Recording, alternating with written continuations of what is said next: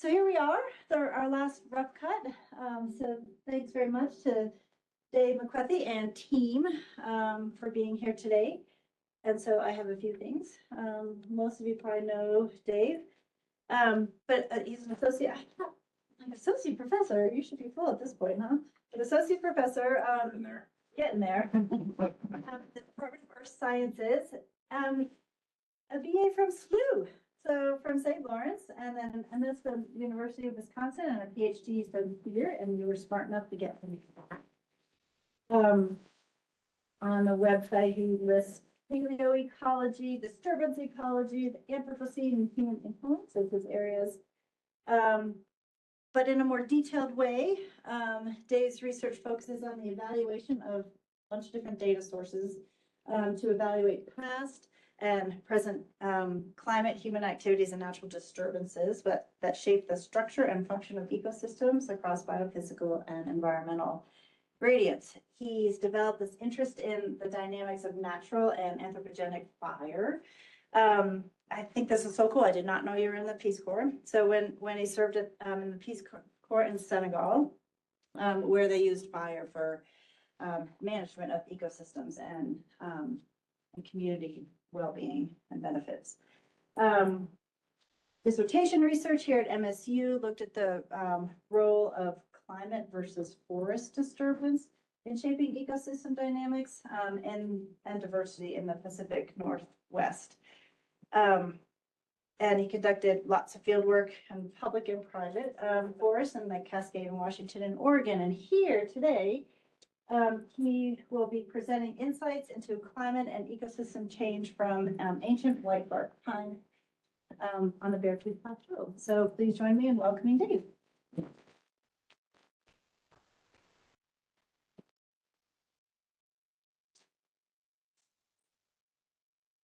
Thanks for that. And it's a wonder what AI can do for your bio. You just kind of plug in a couple of keywords and see what comes out. So there you go.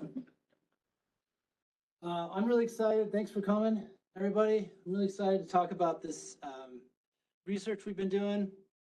A big group, and I think it's a great fit for the IOE because it's truly interdisciplinary research and it's super exciting. And some of it's rough and some of it's not. We'll kind of hit both of those today. And it's a little weird that I'm giving this talk because there's a huge list of people up here, all kinds of people, archaeologists, paleoclimatologists, glaciologists, dendrochronologists, palynologists. And we drew straws and I didn't even get a straw. So here I am, I'm the one giving the talk. So this is gonna be my interpretation of all these different proxies, which is cool, right? Most of it might be a little bit off, but so yeah, I'm really excited to present this research. I want to acknowledge kind of the first trio, Greg Peterson and Craig Lee and I. Craig Lee really kicked this off as archaeological work, and we're crazy enough to apply for the Prince of Monaco Prize, and that gave us kind of pilot funding to actually get funding from NSF because you have to show that you've got some really solid results before you can get funding. And so the three of us got going, and Kathy was super supportive, and then everybody else joined in later on. So it's been a really fun project. And if I can get it to advance here. Try that. Or you can click on the bottom right. Okay. All right. So ice patches. A lot of people ask, what are ice patches? Well, it's a patch of snow. What's interesting about them is that they can last for millennia. They're not like glaciers. They don't move. So they're areas of permanent or semi-permanent snow and ice, and they're pretty stable. We are fortunate enough to have quite a few of these ice patches in the greater Yellowstone area. And Craig was looking all over. We do have some in Glacier and other parts of the Pacific Northwest, but they're a little bit different in how long they last and what they preserve and what we can learn from them. But the ones in the greater Yellowstone ecosystem provide some really interesting archives that I'll talk about. Yeah, so they don't move. They accumulate enough snow over an annual cycle that they create ice eventually, but they're pretty stable. And one of the most interesting things is that because they last for millennia in some cases, they can preserve organic cultural materials that normally are lost due to degradation. And what's another interesting thing that's going on right now, I don't think any of you would be surprised to know, is that we're losing glacier and our cryosphere is melting very rapidly around the world. And that includes these long-standing ice patches. And so all of these archives are melting out of these ice patches. One of the most interesting kind of cryosphere finds from this rapid melting is from the Italian-Swiss border, the Otzi Man. I'm sure some of you have seen some headlines on this over the last 5 to 10 years. And I found this fascinating is that, they find this man, he's very well intact in the ice. These mountaineers find him, and he's got all of these interesting cultural materials with him. He's got a copper adze that kind of pushes back the technology of the use of the smelting and development of this sophisticated tool back at least 1,000 years, if not more. They also find all this cordage, some footwear. He's got a knife. They also find out that he has Lyme's disease. He's got heart disease and he's in his early 30s. And he's on the true paleo diet. So they actually look at his stomach contents and they find one of the first ancient grains and some chamois meat, the alpine goat, and some other pollen, things like that. But he's on a really low fat diet, right? So how does he have heart disease? Well, it points to the importance of genetics even back in 5,000 years ago. So some cool findings in the Alps. Also a lot of cool findings in the Yukon. These are the things that we don't really get to look at, are these organic materials where we have personal markings on them. We get to see how things are made, what kind of trees or plants are used. Lots of different shafts are found in the Yukon. And thanks to Craig and others, we found a lot of these organic artifacts in the Greater Yellowstone area. Got these ownership marks showing how important these tools are when people are hunting. They want to know, who killed that elk or who killed that bighorn sheep, so I can distribute that resource. These are the things that we rarely find. Craig found this over 10,000 year old atlatl shaft out of one of the ice patches. And this really set off the motivation to start looking at these ice patches, not just for cultural materials, but, talking to Greg and I and Kathy and others, were like, if these are 10,000 year old ice patches, can we learn more about the climate, the environment, what else is contained in these ice patches? But this really kicked it off because this is the oldest organic material found in North America. One other cool application here, a local, Billy McConnell, runs Past Skills. He worked with Craig in reconstructing from that remnant or that atlatl shaft, rebuilt some, we had some good ideas about, how atlatl shafts looked and how they worked, but there's not really that many intact specimens. So this was one of the best ones found. So Billy made a bunch of replicas and then started using it, and it really showed how advantageous the physics of this tool is hunting. And he actually uses these. He's one of the few Montanans that can actually use cultural materials in hunting. He has a special permit. So he's doing some really interesting work in looking at these past materials and seeing how they work today. Found a lot of bighorn sheep skulls up at the high alpine, as well as bison skulls. It might surprise you that bison are hanging out at the high alpine up on the Beartooth Plateau, and it might not if you look at their ecology. We don't see a lot of bison up there today, but we certainly know that they were. A lot of ungulates were spending a lot more time at the high alpine than perhaps we see today, and especially during really long extended droughts in the valleys. Really neat over 1,000-year-old basket. So all these cultural materials that are being found melting out of these ice patches, it's really showing how important these high alpine areas were to indigenous peoples for a number of purposes. It's kind of calling into question a little bit about how we interpret these high alpine areas in terms of past human use. And here's part of the rough cut right here.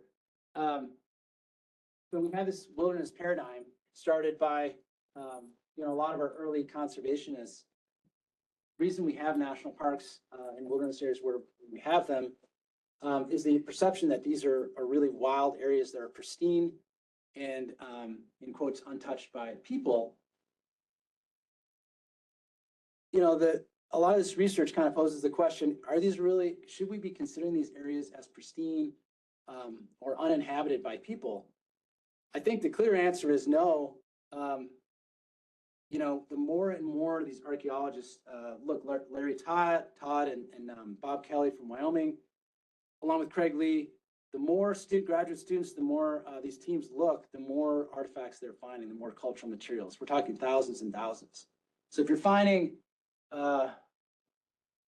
over 1,000 cultural materials per acre in some of these areas, it certainly doesn't match up with the idea that these are pristine landscapes. And I think that has really important implications for how we interpret these areas and treat them, and how maybe we involve indigenous peoples in their kind of long-term protection. So yeah, ice patches and the alpine are central elements of sociocultural landscape of the GYA. And I'm going to show just hopefully if I can do this, a short video that Craig and our team put together that kind of talks about this.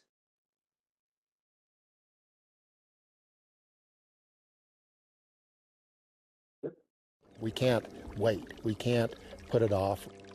We need to continue doing this kind of work because we know for a fact that we're going to continue uncovering more valuable items that need to be cataloged. What we're lucky to be able to find is organic materials such as wood, animal bone, pollen, potentially plant remains as well. We really want to let the people of Montana know that there's very deep heritage to their state.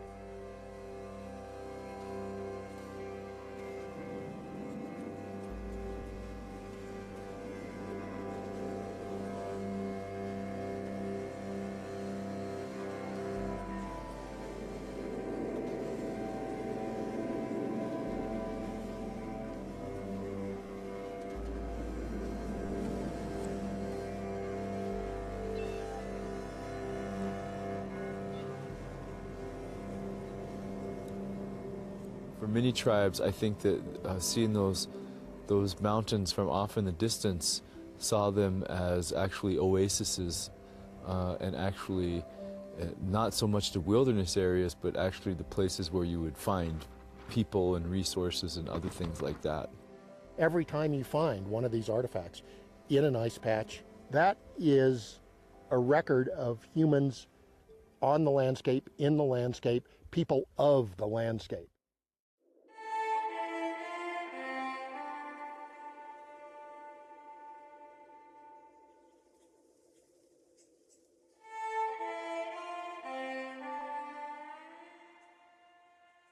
So with the ice patches, we do find that they are retreating, not only throughout Yellowstone National Park, but throughout the greater Yellowstone ecosystem, throughout the Rocky Mountains, throughout North America, and across different places in the globe.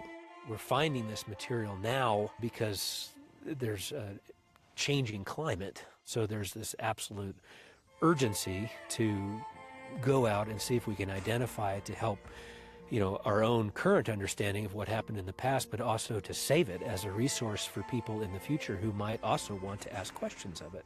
Because if we don't intercept it now, none of these things are being created anymore. Point one is that they are using it, and point two is it's not transient, just game hunters up there. There's people living in entire family groups at these elevations. Maybe not year-round, but they're there for part of the time. The core for this came about really as a result of the Forest Service being willing to take a risk on something that had some potential. It wasn't something that we had observed. As it turns out, when we found the first archaeological material in this part of the world, it was the southernmost occurrence of archaeological material in association with ice patches anywhere in the world.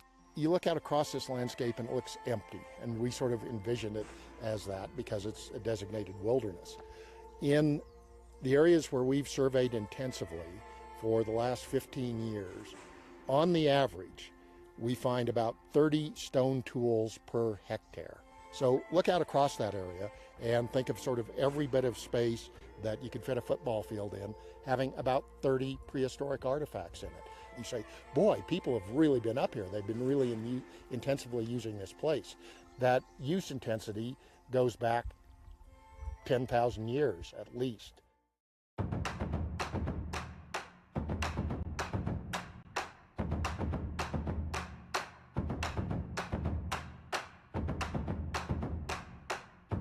Finding that foreshaft in 2007 was one of the real game changers because it was definitively made by humans. The foreshaft is the projectile that would have been used to take down the game animal. Because it's got the conical base, we can tell it was designed to be detached from the main shaft, remaining embedded in the animal and taking that animal down. It's so exceptional that the ownership marks, my God, that sort of almost connecting with that individual in the past is pretty much unheard of. That's over 10,000 years old for that particular artifact. So that in and of itself was another game changer. Sometimes that's the nature of an ice patch, to have just one artifact that we find, at a given location. But in this particular location, there were multiple artifacts which just reinforced and reinforced and reinforced the nature of the resource and the potential for it at this latitude.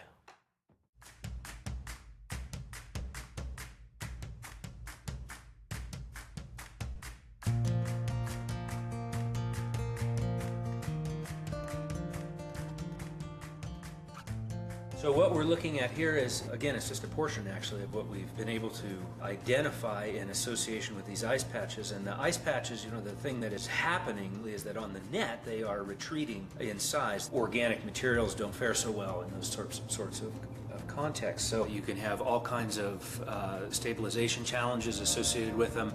It's fun to see, when looking at these specimens, the extreme level of sophistication and knowledge that the people who made these tools and then wound up having them left at these particular sites employed in going to these areas to exploit the resources that were present. So gathering the necessary raw materials to manufacture the shafts, arming them with things like the chipstone projectile points. The chipstone doesn't come from local sources. It's a neat way to put people at different geographic spaces at different points in time. It puts people in that landscape as opposed to looking at it sort of as a more static way.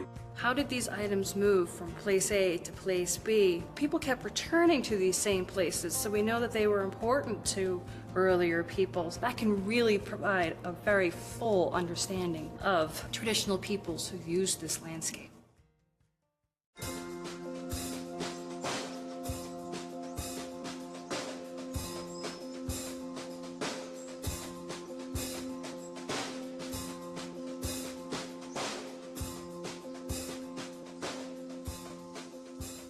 Well, I think that the ice patch archaeology gives us an opportunity to connect indigenous peoples all over the planet who have been living in these mountainous regions for the past 10,000 years. And it gives us an opportunity to connect with one another as contemporary peoples who are facing the same challenges, modernization. It gives us an opportunity to reconcile with our past heritage, and it gives us an opportunity to celebrate all those beautiful traditions and values that we've inherited. Because if we don't intercept it now, none of these things are being created anymore. That's another card that comes out of the deck that we're able to use to tell something about our past. It's pages ripped out of the book, and we don't get to see how critical elements of the story were maybe written. And that's impactful to the people this is their ancestral home, right? The Native American people whose forebears made those tools. Their ability to interact with that is taken away as a result, it would seem, of climate change. To have a 10,000-year-old artifact exposed, ice that had held it had to have existed for 10,000 years, and to have it melted out totally and gone from the ice patch suggests that 10,000 years worth of ice had disappeared in that location. That's something that we need to take notice of, and that's something that we need to respond to. And I think that's one of the things that's in the minds of the agency when they say, let's pursue this research as far as we can.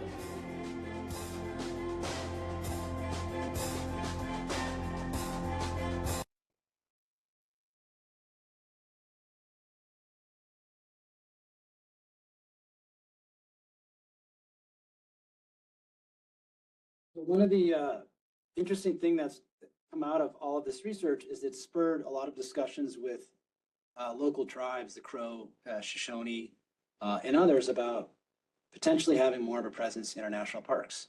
And Shane Doyle has really been leading that discussion in terms of, maybe Indigenous communities should be, maybe not yet co-managing, but playing a role in featuring this long history of use of the parks by having a more persistent presence throughout the year, so that when people visit parks, they know that these weren't places devoid of human presence historically.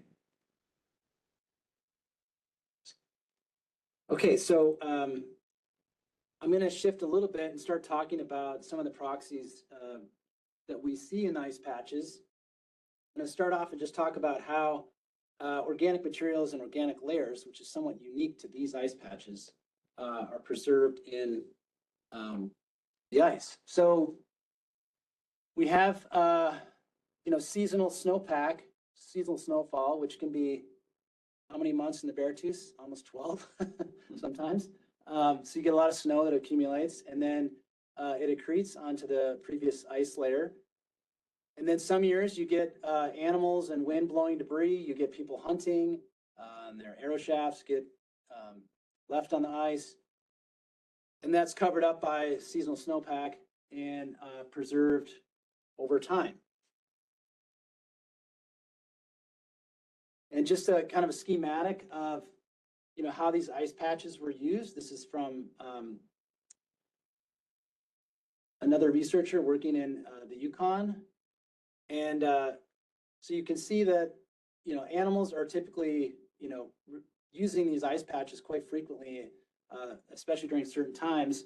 And then hunters can come in and put themselves in a position where they're not detected, and it's a great hunting spot. And why do animals like ice patches? Well, there's been a lot of work done on caribou and reindeer that show that the insect loading and pest loading on ice patches is vastly reduced in the summer. So they can really reduce the impacts of those pests by just hanging out on ice patches during certain times of the day in the summer. And if you know much about caribou, they, when you have years of really bad flies, bot flies, and other pests, it can affect them so significantly that they starve to death. They just can't spend enough time foraging. And there's been some neat papers showing that, certainly with caribou and with reindeer. So another anecdote, just when we were up working at one of the ice patches, ran into some hunters, and they were kind of bummed that we came up to work on the ice patch because they were set up to be hunting. And we asked them what they were doing, and they said, oh, well, this is our normal hunting spot. They're bow hunting, and this is a great place to hunt for elk.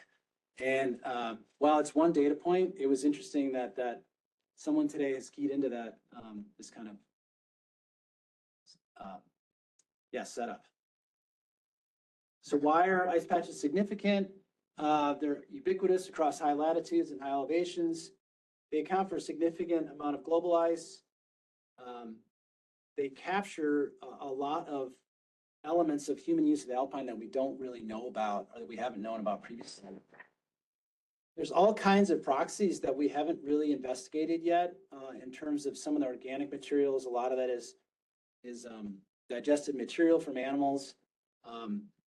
Parasitology, ancient DNA, these are areas that we're kind of investigating or looking at in the future.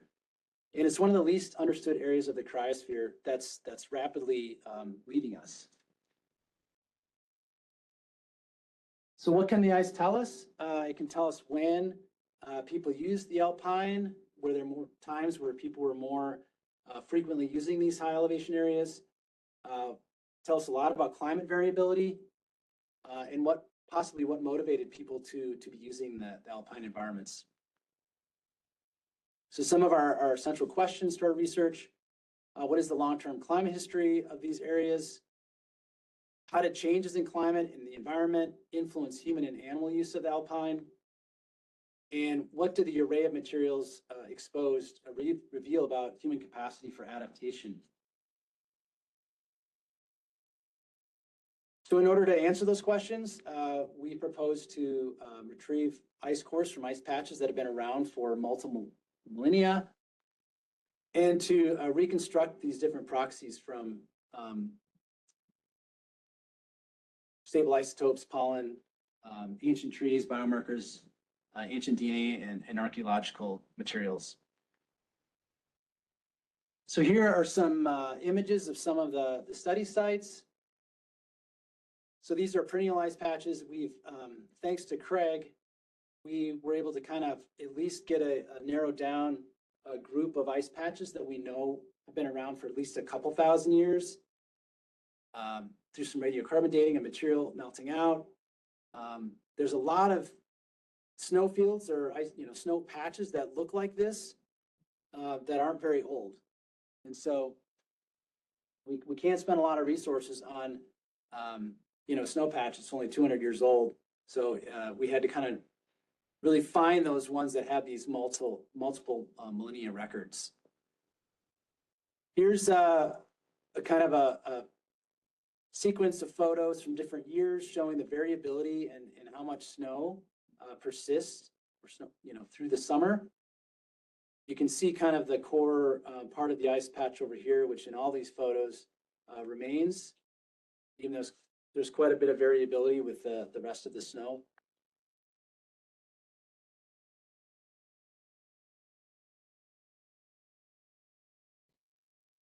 Some images of our field work. So we went out, we used this prairie dog coring equipment that has been really field tested in Antarctica and Greenland. It's just operated by, pushing and twisting. It's got a double blade system or double core system. The core sits in the middle. And remarkably, you can get remarkably deep with this pretty simple coring system. We got several cores from the main ice patch. That's the feature of this research, of the first part of this research. We also cored some of these smaller ice patches. And the nice thing about the replicates that we got were that the organic layers in these at the surface, for the ones that overlapped, they really correspond nicely in terms of their radiocarbon dates.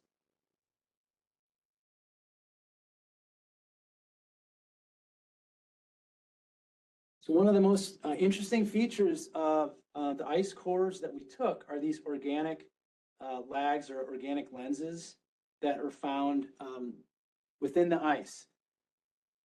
Why is this interesting? Well, it's one of the main challenges of working with ice is that if there's nothing to date within the ice, you can't build a chronology and say what's happening when. Even if you look at the stable isotope record, and you get some variability in climate from that record, if you don't have a chronology, you may know the basal date and you may know the top, but you can't say much about when that climate was changing.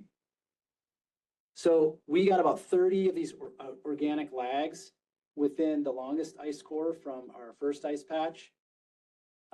which is pretty remarkable. And they're relatively evenly distributed throughout that 5.7 meter ice core. So we dated every single one of those, and I'll show you the chronology in a minute. But this is really a unique feature. You don't really find this, at least folks have not found this in ice cores from the Alps or thus far in the Yukon or other places. We also didn't find it in glacier. So there's something unique to these ice patches where these organic material is being deposited and preserved. So here are those organic lags. They're all dated. You have, if you're in the paleo climate or paleo environmental world, excuse me. Sneeze. This is a really nice chronology. It's remarkably lined up such that everything happened in kind of chronological order. It also gives us a good idea of how rapidly the ice was accreting. You can see there's variability in the steeper spots here. We have ice accreting more rapidly, and it slows down a little bit towards the mid and late Holocene. So our team from Desert Research Institute, Nathan Chelman and Joe McConnell, worked up the oxygen isotope record.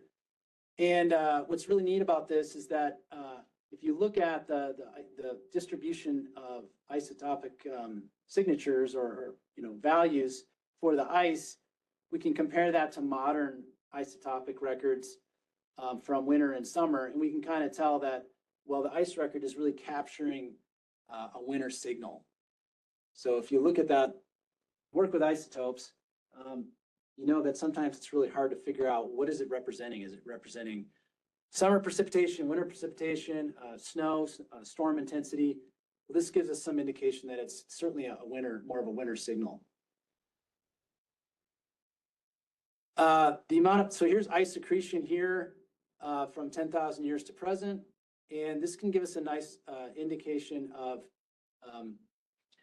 how much ice is accumulating in response to a cooling climate. So you see these periods of rapid ice accumulation, and that really tells us that these times are cooler. In terms of the Delta 018 record, this is giving us kind of a mixture of enhanced winter precipitation or cooler temperatures, so some combination of the two. And you can see if they roughly correspond in terms of when it's cooler and there's more precipitation and you have higher ice accumulation. So the early Holocene, you've got shorter intervals of cooler and wetter conditions. The peak warmth is kind of at the end of our mid-Holocene optimum in terms of our peak seasonality with peak summer insolation from orbital changes. We get really strong indication of pretty warm conditions, between 5,000 and 4,000 years ago, which started, more like in the 6,000 years ago. But this is the peak warmth period. That's followed by a pretty significant cooling and rapid accumulation of ice around 3,700 to 4,000 years ago. And then you can see this pretty gradual warming for the last couple thousand years and not a lot of ice accumulation. When we compare this to other records, since this is a new proxy, this is very useful to compare how does this look with other proxies that should be recording the same signal. An island lake sediment accumulation is roughly paralleling what's happening with ice accumulation. You see lake sediments start to accumulate much more rapidly around the mid-Holocene here.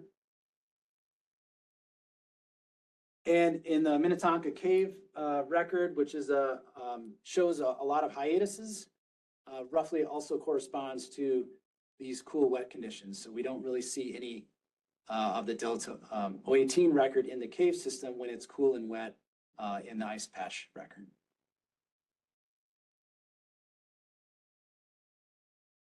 In terms of trying to understand how humans might have been responding to these climatic changes, Bob Kelly and others developed a pretty robust index of human use in the Bighorn Basin. And this record suggests that human populations were increasing during these warm periods and decreasing or not really existent during the cooler periods. So that was a pretty, can't make too much inference about this, but there tends to be some correspondence with these long-term climate shifts. Okay, so now I'm going to talk about what's in the title. The whitebark pine. So we're at another ice patch. Notice that there were a bunch of mature trees melting out of this ice patch.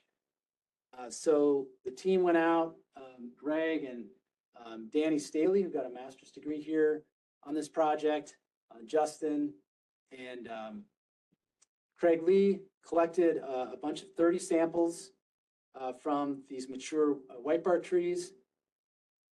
When we dated these trees, their range in terms of origin or establishment was around 6,000 years ago to 5,400 years ago. So this is kind of an interesting example of dynamic climate change because these trees are melting out of an ice patch that's several hundred meters above current day tree line. So to see, not only, shrubs, but mature whitebarks much higher than where we see current day tree line, we know there must have been significant different climate and ecosystem change up on this plateau that's devoid of trees right now. So here's a picture of the ice patch. You can see in blue here, it's hard to see the trees, but they're all melting out of this corner, the kind of eastern corner of the ice patch. And positioned on the landscape, one of the important, approaches, methodological approaches for understanding the significance of this forest that's melting out is where modern tree line was and what can we learn by comparing modern tree line and what's happening with these trees with these ancient trees. So by, Greg and the whole dendrochronology or dendroecology team use the kind of patchy modern tree line trees to build a calibration set so they could estimate, what's happening with tree growth today over different, temperature spans to infer what the temperatures must have been 5,000 years ago. So here's a picture of Danny Staley, very exceptional dendroecologist, working with Greg and Justin and Nick Kichas, another student in our lab. He did the cross dating for these 30 samples. And we got 11 radiocarbon ages from 11 samples. And the nice thing about this approach is that when you have a cross-dated floating tree chronology, you compare those to the radiocarbon dates, we know that the tree rings are annual. So because we know they're annual, accounting for any missing rings in the cross-dating procedure, you can draw a linear chronology through those radiocarbon dates because you have that annual record. So when we take those together, we can kind of get a pretty precise floating chronology for when these trees established and when they died. So here's the calibration that Greg and his team did with the modern forest tree growth rings and the, this is just the modern. And when they looked at the growth rings across the climate, the interpolated climate that we know from 1900 to 2020, the two best models for this calibration were warm season calibration and a biennial calibration. Why would biennial calibration be strong? Well, it just means that any given growing season growth on a tree is integrating a legacy of what happened, in the year prior. So there's some legacy effect of, if there was a wet year and then you got another wet year, or you get a dry year and a wet year, it's going to show up in this biennial calibration. So they were both really strong calibrations, but we use the warm season calibration because it's the most easy to interpret. It records a nice variability in terms of what we know about the climate that occurred over the last 100 years. In these lower plots here, this shows just the growth correlated with temperature. We know that with warmer temperatures, we had greater growth, is what you expect with a tree up at a high elevation. And you can see that these red years were more recent years, which is basically because we've had warmer decades in the last 20 years. In terms of ring width growth, indicating growth for the trees, you can see that in the ice patch, those trees, their growth widths are much smaller. This is the distribution of ring widths for the ice patch and then the modern forest. Most of this really rapid growth in the distribution of modern trees is occurring in the last couple decades, corresponding to that rapid warming that we're seeing. Okay, so here's the kind of putting it all together. I'll explain what this is here. We've got, this is the modern forest average temperature, warm season temperature, which is about a little over 7 degrees Celsius. And this is the reconstructed temperature for each couple hundred years or 100 years for the whitebark pine, spanning the whole width of that, or interval of that floating chronology. This is the interpolated temperature of the ice patch, which is around 5.8 degrees. And what's significant to see here is that prior to 6,000 years, it's really suggestive that temperatures at the high alpine were above warm season temperatures were above 6.5 degrees Celsius, which is pretty warm. The average for when the early part of when trees established and grew was about 6.2 degrees. This corresponds really nicely with kind of global data on, optimal temperatures for tree establishment. It needs to be above 5 degrees. The Christian Corners work. So this is really kind of allowing trees to really get going and establishing and persisting in what is normally a pretty harsh setting.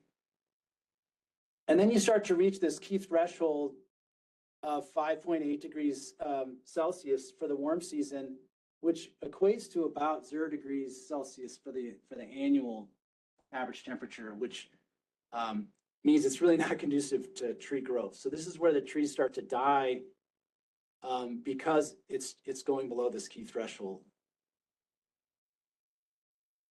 Again, the modern forest average temperature is above 7 degrees Celsius. So you can see that, these trees, even though they were persisting for hundreds of years, they're probably not in the most optimal temperature range for growth, but they're doing okay because many of these trees were over a couple hundred years old.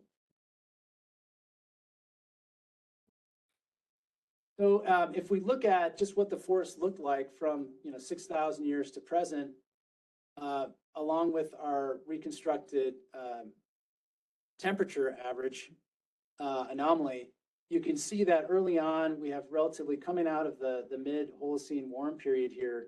These trees get established. They're doing okay. The temperatures are in that range where trees can not only establish but do okay. And then we start to get these temperatures start dropping down below that threshold. Trees persist for a little while, but then they die.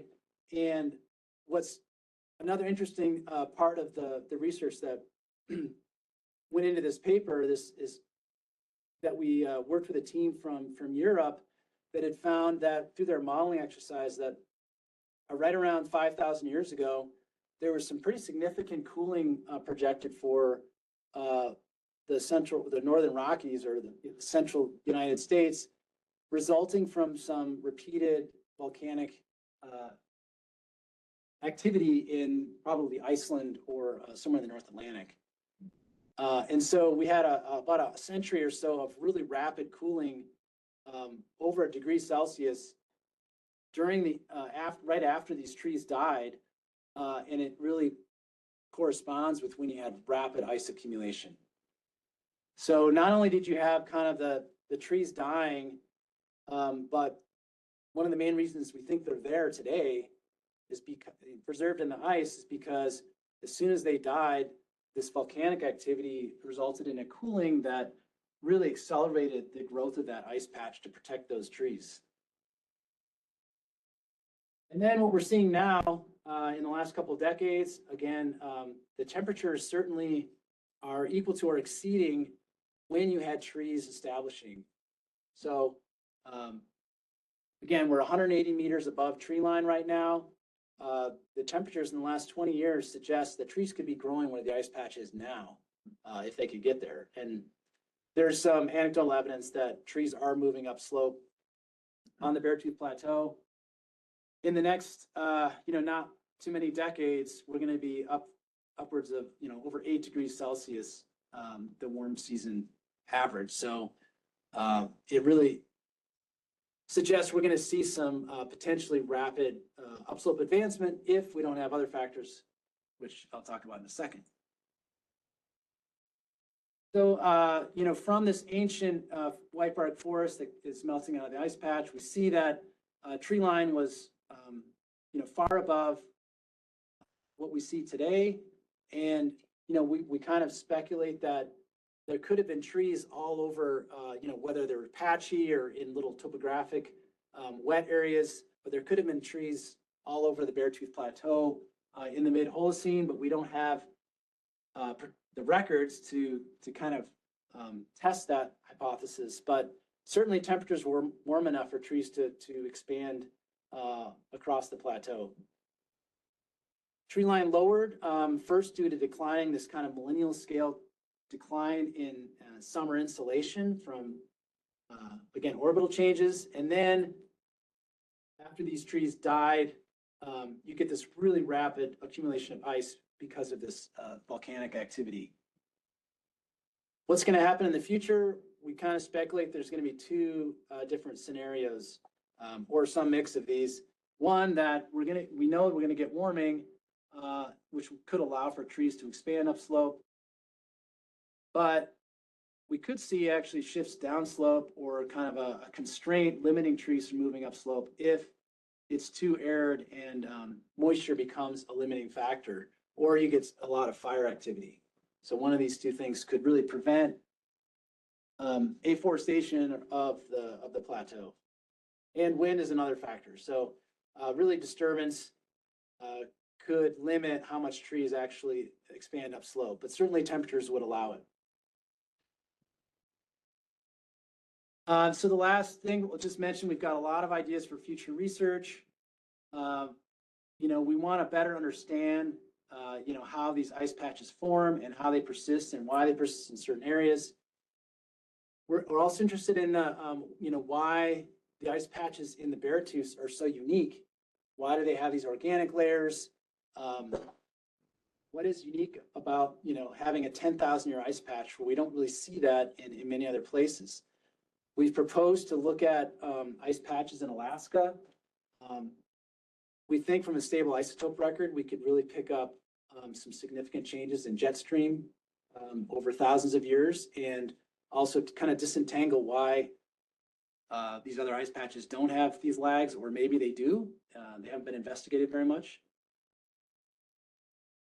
Also, just the morphology of these ice patches. We've done some preliminary ground penetrating radar with folks in here, and we've got some preliminary data. We haven't had time to really fully develop this, but to kind of just better understand again how these form and persist over time and what they look like is another objective of future research. And we've got thermistor strings in, well, I guess one of the ice patches. And what's interesting here is we've got a nice temperature profile for over a year, from the surface down to the bedrock. And this is really interesting. In June of 2022, you can see that at all elevations, or levels of the ice from the surface down to you get an isothermic response to this rain on snow event that caused the Yellowstone flood event of 2022.